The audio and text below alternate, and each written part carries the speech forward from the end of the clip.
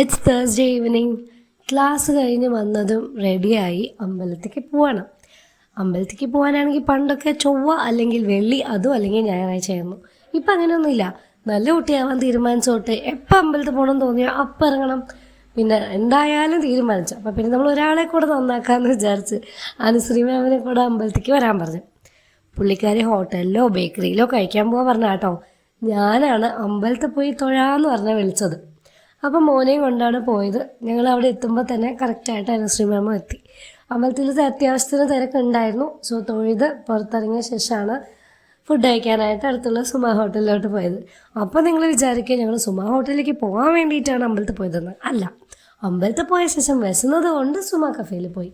അങ്ങനെ അവിടെ അനുശ്രീ മാം ഒരു പൂരി മസാലയും ഞാനും മോനും നെയ് റോസ്റ്റുമാണ് കഴിച്ചത്. ഇനിയിപ്പോൾ എൻ്റെ വ്ളോഗിൽ ഇടയ്ക്കിടയ്ക്ക് അമ്പലത്തിലേക്കുള്ള വിസിറ്റ് കാണാം കേട്ടോ.